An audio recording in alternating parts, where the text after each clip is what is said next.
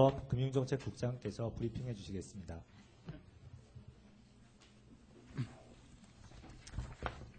우리 이수영 팀장이 예고한 대로 1, 2번은 양이 좀 많아서 참고해 주시고요. 특히 1번 같은 경우에는 1, 4분기가 지난 시점에서 국내외 금융시장 동향 및 주요 과제에 대해서 우리 금융위원회 평가가 담겨 있습니다. 참고해 주시기 바랍니다. 가계부채 구조 개선 촉진 방안 후속 조치 주요 내용에 대해서 설명드리겠습니다. 정부는 경제혁신 3개년 계획 후속 대책으로 지난 2월 27일 날 가계부채 구조 개선 촉진 방안을 발표한 바 있습니다. 그 주요 내용이 박스 안에 있습니다. 그런데 오늘 뒤에 주요 내용들의 세부 추진 방안에 대해서 주요 내용들이 다시 박스로 나와 있기 때문에 여기서는 생략을 하겠습니다. 참고해 주시기 바랍니다.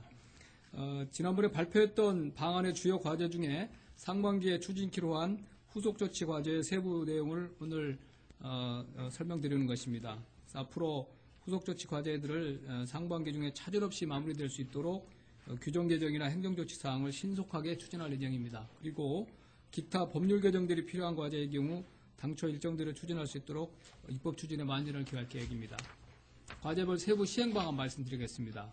고정금리 분할 상환 대출 인정 기준 개선하는 내용입니다. 지난번에 발표했던 이 촉진 방안 주요 내용은 고정금리와 분할 상환 대출 비중 확대 목표 이행 일정을 재조정한 바 있습니다. 은행권은 2017년 말까지 고정금리 분할 상환 대출 비중을 각각 40%로 확대하는 것이었고, 보험권과 상호금융권 같은 경우에는 17년 말까지 분할 상환 대출 비중을 보험권은 40%, 상호금융권은 15%로 확대하는 내용이었습니다. 그리고 소비자의 금리 부담을 완화하면서 금리 변동 위험도 줄여주는 다양한 준고정금리 상품 출시를 유도하겠다는 내용이었습니다. 이번에 마련한 세부 내용을 설명드리겠습니다. 주요 내용은 주택담보대출 구조 개선 목표가 차질 없이 이행될 수 있도록 고정금리, 분할상환대출 인정기준을 합리적으로 조정합니다. 고정금리 대출 같은 경우에는 원칙적으로 5년 이상 금리 상승폭이 제한되는 대출은 고정금리 대출로 폭넓게 인정할 예정입니다. 5년 이상으로 설정한 배경을 말씀드리겠습니다. 우리가 이제 현재 우리나라에서 주택담보대출을 쓰고 계신 분들의 이용 현황을 다 조사를 했습니다. 그랬더니 이사 주기가 통상 6 내지 8년입니다. 그리고 대출 평균 만기가 장기대출 취급액 중에 68%가 5년 내 상환합니다. 이거는 이제 20년짜리 고정금리 20년짜리 대출을 쓰고 계신 분들도 실제로 보면 이사를 6 내지 8년마다 한 번씩 하시고 그다음에 이것과 연계되어 있기 때문에 만기가 5년을 훨씬 넘는 상품이더라도 실제로는 68%가 상환화되고 다른 형태로 바뀐다는 거죠. 집을 이사를 가시면서 새로운 대출을 하시기 때문에. 그래서 이런 주택담보대출을 쓰고 계신 분들의 이용 현황을 우리가 점검을 해보 이런 거를 감안할 때 5년 이상 금리 상승이 제한될 경우에는 실제 이용하시는 분들의 금리 변동 위험이 상당폭 감소된다는 결론을 내렸습니다. 이에 더하여 5년 이상 순수 고정금리 대출 그리고 혼합금융 대출, 혼합금융이라는 것은 5년 고정을 하고 이후에는 변동되는 그런 상품입니다. 그리고 금리 상한을 또 두는 변화하더라도 변할 수 있는 상한을 설정하는 대출 등도 모두 고정금리 대출로 인정할 예정입니다. 그래서 현재 고정금리 대출로 일부 인정되는 3 내지 5년 미만의 기간 동안 금리가 고정되는 대출은 있습니다. 이것은 앞으로는 이쪽은 이 인정폭을 점진적으로 축소해 나갈 예정입니다. 밑에 표를 만들어 놨습니다. 5년 이상 순수 고정금리는 현행이나 개선이나 당연히 고정금리가 되는 것이고 혼합금리 대출이 있습니다. 혼합금리 대출이 이제 고정되는 기간에 따라서 이제 여러 가지로 나뉠 수 있는데 일단 10년 이상은 그대로 인정이 되는 거고 밑에요. 그 다음에 5년에서 10년 미만 아까 제가 말씀드린 대로 5년 이상을 저희가 고정으로 보기 때문에 5 내지 10년 미만 그 기간 동안에 고정되어 있고 이후에만 변동하는 것은 전부 고정으로 간주가 됩니다.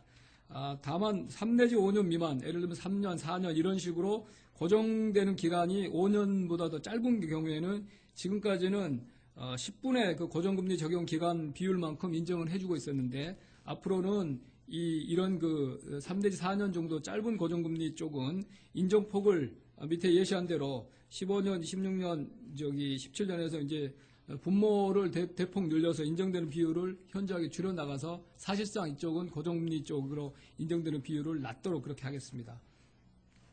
그리고 그 5년 이상 금리 상환 대출은 지금 같은 경우에는 5년 동안 이제 그 지금 취급 대출을 받은 기간의 금리로 그냥 고정이 되어 있습니다. 그런데 앞으로는 취급 시점 금리에서 더 변동을 하는데 예를 들면 1%나 이런 식으로 캡이 씌워진 경우에도 고정으로 인정하겠다는 그런 뜻입니다.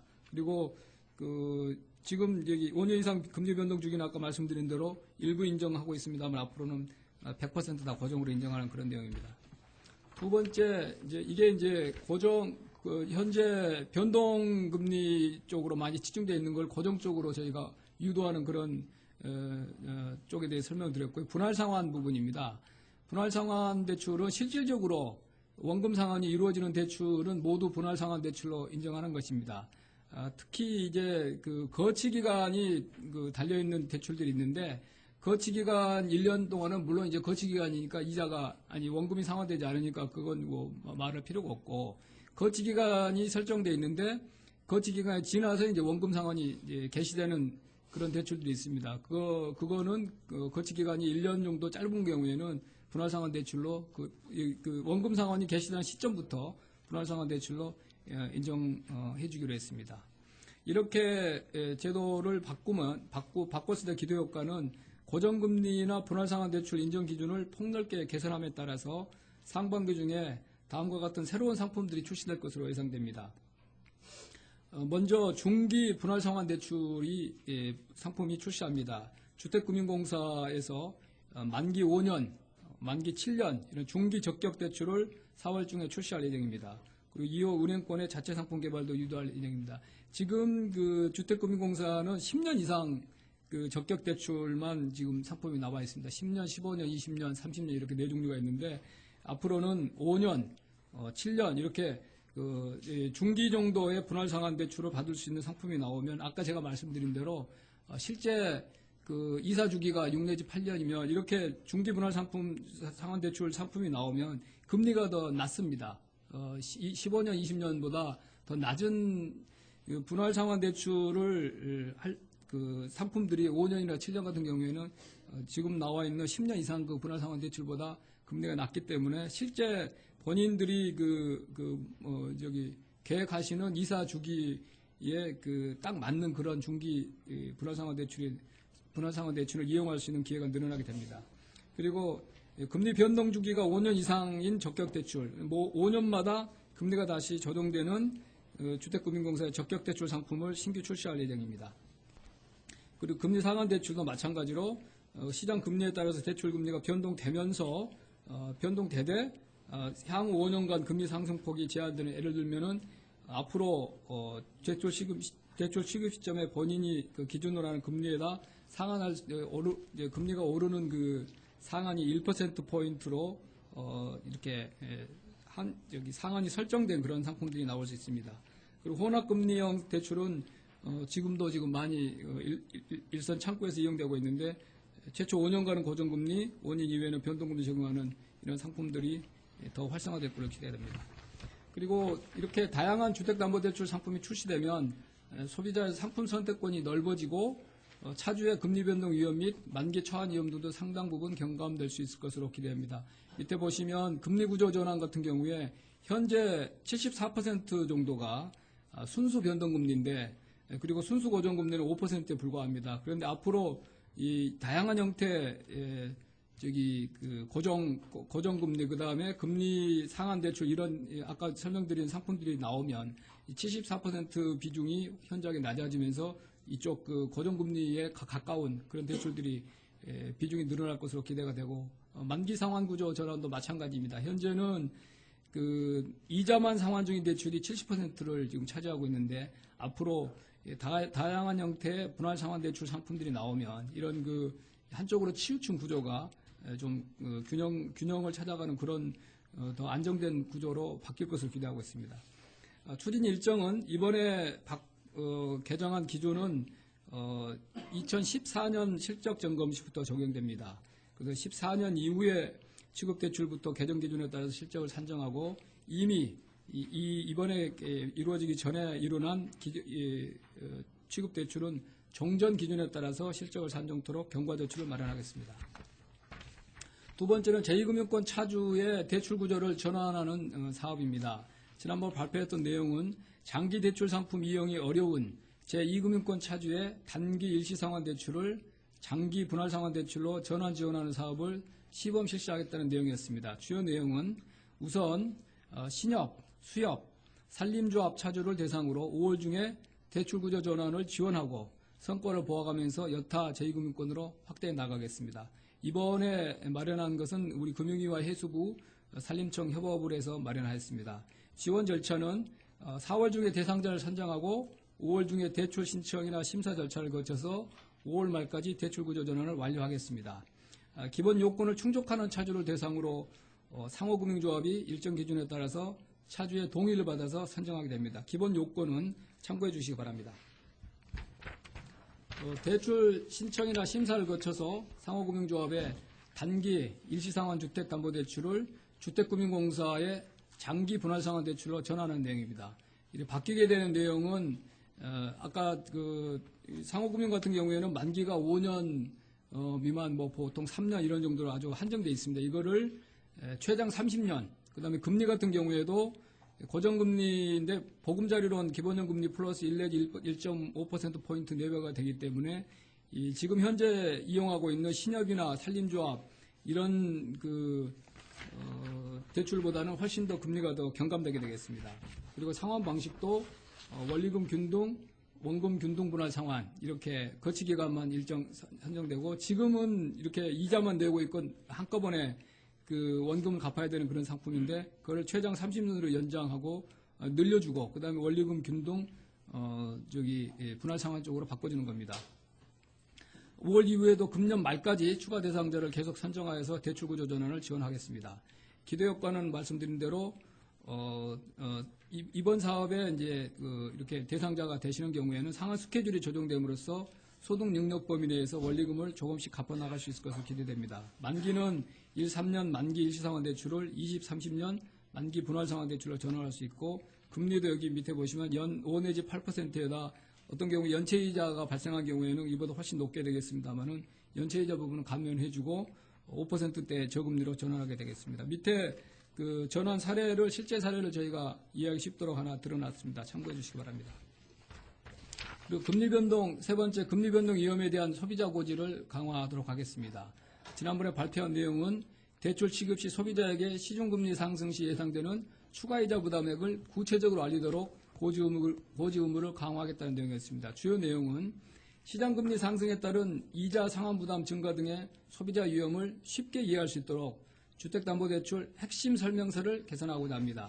참고 3회 핵심 설명서를 새로 마련한 내용들을 색상이 어떤 부분을 색상으로 하는지 여기에 대해서 첨부를 해놨습니다. 참고를 해주시기 바랍니다. 주요 내용을 말씀드리면 시장금리가 상승할 경우 예상되는 원리금 상환의 증가폭을 구체적으로 적시하도록 하겠습니다. 그리고 일시상환대출 거치식 대출의 경우 만기도래 거치기간 종료 시에는 만기 또는 거치기간이 연장되지 않을 수 있음을 명시적으로 고지하겠습니다. 그리고 차주가 자필로 충분한 설명을 듣고 이를 이해하였음 그 부분을 직접 기재하고 서명을 하도록 하겠습니다. 연체 시에 연체 기간에 따른 신용등급 하락, 연체 이자 부과, 그 다음에 기한의 이익이 상실될 수 있다는 내용, 그리고 그에 따른 불이익에 대해서도 핵심 설명서에 포함을 시켰습니다. 그리고 수수료 및 부대 비용에 여러 가지가 있는데 그거를 총 합계치를 하나의 수치로 단일 금액으로 표현해서 소비자가 더 체감할 수 있도록 했고요. 이렇게 핵심 설명서 내용을 바꾸면 소비자가 당장 지금 금리 수준뿐만 아니라 장래 금리 상승 위험도 충분히 이해하고 합리적인 선택을 하도록 합리적인 선택을 하실 수 있을 것으로 기대를 합니다. 그리고 최근 은행들이 최근 몇 개월 사이에 경쟁적으로 금리를 인하하고 있는 혼합형 주택담보대출의 실태를 점검할 계획입니다. 혼합형 주택담보대출의 주요 지금 상품의 구성을 보면 초기 3 내지 5년간은 고정금리입니다. 그리고 이후 변동금리로 전환되는 것입니다. 물론 이게 지금 현재 변동금리 일색인 그런 대출 시장에서 이게 정부가 이 구조를 개선하려는 고정금리 쪽으로 이행하는 그런 상품인 것은 분명합니다. 그리고 긍정적인 면도 많고요. 다만 이제 이 경쟁적으로 이쪽을 일시적으로 늘리다 보니까 은행별 혼합형 주택담보대출의 금리 산정에 있어서 그 변동금리 전환 시점이 오면 그 부분에 소비자한테 일시적으로 그동안에 고정 동안에 좀 이렇게 현재 지금 거기다 인센티브 금리들도 상당히 낮은데 그걸 소비자한테 전가하는 부분 혹시 없는지, 그리고 은행 간 과도한 금리 경쟁이 불공정 경쟁 여지 소지는 없는지, 이런 부분에 대해서 금융감독원을 통해서 면밀히 검토하도록 하겠습니다. 그리고 영세 자영업자 바꿔드림론 활성화 부분입니다. 영세 자영업자 바꿔드림론 활성화를 위해서 지원 조건 개선 이미 지금 완료를 했습니다. 지난번에 그 2월 27일 날 정책을 발표할 때 한은의 금융중개지원대출 금리를 기존의 1%에서 0.5%포인트 인하하겠다는, 뭐 저희가 그때 금리를 확정하지는 않았지만 그런 인하하겠다는 방향성을 예고한 바 있습니다. 4월 1일 날 금통위 의결을 거쳐서 이미 이 부분이 완료가 됐습니다. 그리고 바꿔드림론 지원 대상이 되는 고금리 대출 기준을 현재 약 20%대 이상인 그런 그 대출을 쓰고 계신 분들만 현재는 하고 있는데, 앞으로 15% 이상 대출로 그 밴드를 대폭 좀 완화하는 내용도 5월 중에 시행할 예정입니다. 이 영세 자영업자 바꿔드림론 같은 경우에는 그 캠코가 지금 맡아서 하고 있습니다. 그래서 이쪽 그 바꿔드림론 희망하시는 분들은 캠코 쪽을 통해서 문의를 하시면 되고요. 아까 제가 설명을 잠깐 빠뜨렸는데 산림조합이나 수협 같은 경우에 그 제2금융권 단기 대출을 장기로 바꾸는 부분은 해당 조합에 가시거나 주택금융공사 아니면 주택금융공사 콜센터 이런 쪽에 가시면은 상담을 받을 수 있습니다. 참고로 여기 그리고 중고정금리나 여러 가지 주택담보대출과 관련된 사항은 주택금융공사에서 금일 해당 부분에 대한 훨씬 더 상세한 보도자료를 배포했습니다. 같이 참고해 주시기 바랍니다. 주요가 추진 현황 13페이지를 참고해 주시기 바랍니다. 참고 2와 3은 아까 제가 말씀드린 주택담보대출 핵심 설명서는 참고 3에 첨부되어 있기 때문에 참고를 해주시고요. 마지막으로 금융권 고용문화 개선 방안에 대해서 브리핑 해드리겠습니다. 현재 정부는 고용률 70% 달성을 위해서 청년 여성 고용률 제고, 근로문화 개선 등의 핵심 과제 추진에 정책 역량을 집중하고 있습니다. 일자리 선호도가 높은 금융권부터 고용문화 개선에 앞장설 수 있도록 스펙 요구 관행 개선 등 세부 과제를 발굴 추진하고자 합니다. 먼저 청년 채용 시 과도한 스펙 요구 관행을 개선하겠습니다. 검토하게 된 배경은 대부분 금융사가 청년층 신규 채용 시에 자격증, 어학 등 스펙을 요구하고 있어서 청년층의 스펙 쌓기 부담과 사회적 비용이 가중되고 있습니다. 청년들은 실제 업무 역량과는 연계성이 낮은 취업용 자격증 취득 또는 점수 높이기식 어학시험 응시에 많은 비용을 지불하고 있습니다. 이번에 이 대책을 우리가 그 금융공기업들과 함께 그 개선 방안을 마련하기 위해서 실태를 점검했더니 금융 관련 자격증이 74개 이상입니다. 그리고 구직자 1인 평균 어학시험 응시 비용만도 38만 원입니다. 그리고 펀드 투자 상담사 등 소위 금융 3종 세트의 연간 응시 인원이 지금 10만 명을 넘고 있습니다. 금융사들이 사실 채용 이후에 채용된 직원들의 직무 보수 교육 등을 통해서 부담해야 할 비용을 취업 준비생이 대신 부담하는 문제도 지금 제기되고 있습니다. 스펙 대신 실력과 창의성 중심의 채용 문화가 정착될 수 있도록 금융권이 앞장서 채용 관행 개선을 추진하겠습니다. 채용제도 개선 방안입니다. 금융공공기관 등의 신규 채용 시 입사 지원 서류상의 자격증 및 어학점수 기재란을 원칙적으로 폐지하겠습니다. 자격증은 채용 서류상 자격증 기재란을 삭제하고 특정 자격이 필요한 직무의 경우 별도 전형을 통해서 채용하도록 하겠습니다. 일반 채용은 원칙적으로 자격증 기재란을 폐지하되 기관 성격에 따라서 필요시 예외적 최소한으로 자격증 종류를 명시하여 기재하도록 하겠습니다. 어학점수는 최저기준 충족 여부만 확인하도록 하겠습니다. 최저기준은 기관별 직무 특성을 감안하여 결정하고 어학 능력이 직무 역량과 무관한 경우에는 어학점수 요구를 폐지할 예정입니다. 그리고 어학 능통자 채용이 필요한 경우에는 별도 전형을 통해서 채용하도록 하겠습니다. 추진 계획은 참여 18개 금융공공기관부터 채용문화 개선 가이드라인에 따라서 내부 채용 기준을 개선하고 금년 2014년 신규 채용 시부터 시행하겠습니다. 기관별 세부 채용 기준 일정은 2014년 신규 채용 공고 시 별도 공지할 예정입니다. 기보 등 채용 공고 일정이 이미 확정된 6개 기관의 개선 내용은 뒤에 별첨되어 있기 때문에 참고해 주시기 바랍니다. 이번에 참여하는 기관은 기술보증기금, 기업은행, 산업은행 등 금융공공기관 10개 기관, 그 다음에 금융결제원, 한국증권금융 등 증권유관기관 2개, 그리고 금투협회, 생명보험협회, 전국은행연합회 등 6개 금융협회 총 18개입니다. 금융공공기관의 채용제도 개선 노력이 민간금융회사 등으로 확산될 수 있도록 구체적 내용 성과에 대한 홍보와 전파 노력을 지속하겠습니다. 근본 채용 관행 개선이 안착될 수 있도록 금융권 보수교육 내실화 및 채용형 인턴제 확산 등 보완 방안도 지속 협의해서 검토해 나가겠습니다. 아울러 금융투자상품 판매, 권유 자격증이 금융회사 취업 요건으로 활용되지 않도록 관련 자격제도 개선도 추진할 예정입니다. 이 부분에 대해서는 자본시장국에서 추후에 따로 설명을 드리겠습니다. 두 번째, 금융권 고용문화 개선 우수 사례 발굴 확산입니다. 과도한 스펙 요구 외에도 여성, 청년, 사회적 약자 고용 등 이런 분야에서 고용문화 혁신 우수 사례를 선정해서 확산해 나가고자 합니다. 향후 금융회사 인사 담당자 워크숍 개최 등을 통해서 우수 사례를 전파 공유하고 금융권 전반으로의 확산을 유도해 나가겠습니다.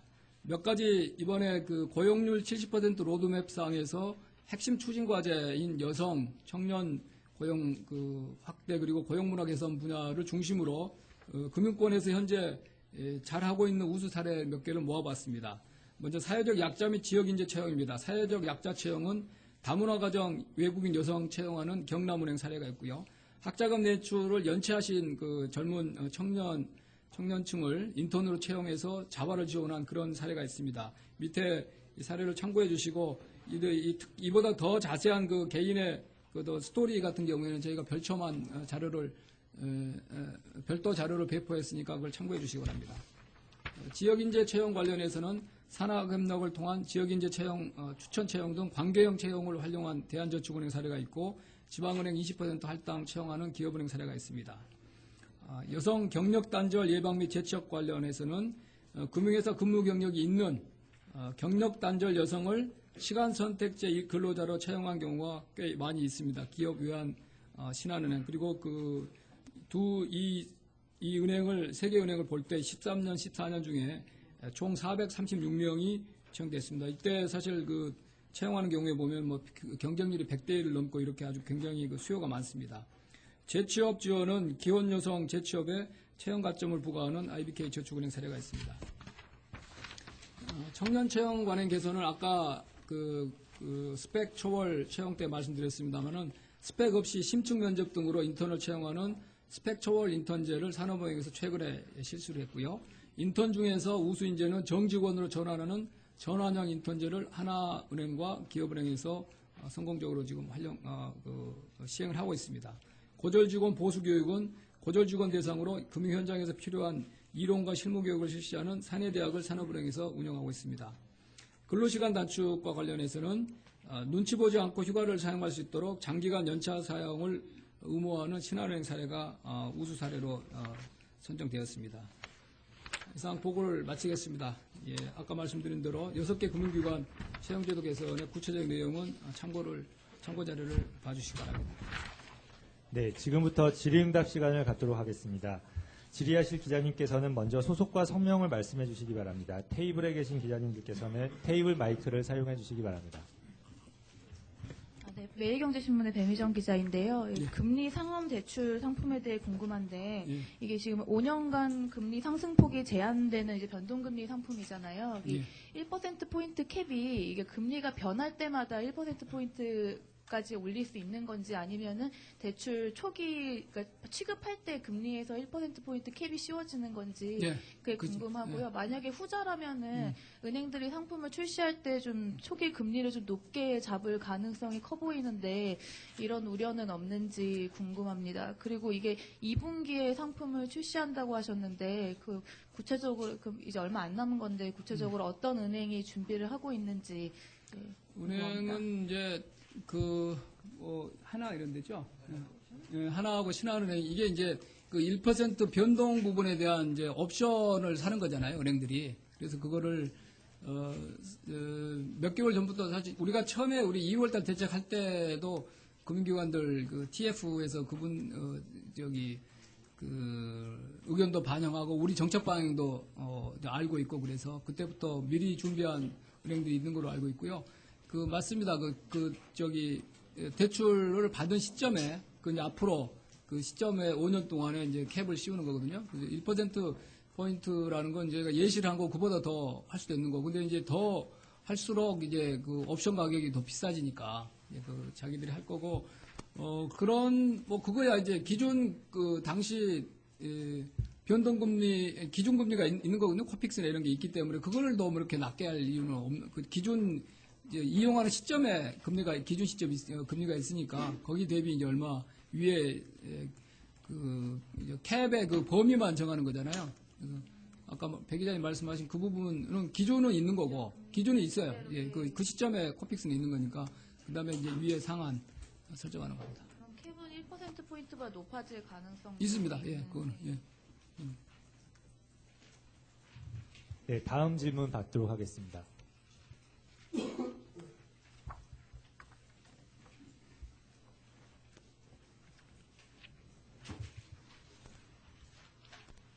네, 추가로 질의하실 기자분은 안 계십니까? 네, 그럼 이상으로 정례 브리핑을 마치고 추가적인 질문은 여기 나와 계신 실무자분들과 함께 받도록 하겠습니다. 네, 좀 기술적인데 최대한 저희가 자료를 빨리 드려야 되는데 이게 좀 직전에 드려도 죄송합니다. 구체적인 사항 우리 실무자들 질문해 주시고 아까 말씀드린 대로 주택금융공사에서도 해당 부분에 대한 상세한 보도 자료가 나와 있습니다. 같이 참고해 주시기 바랍니다. 감사합니다.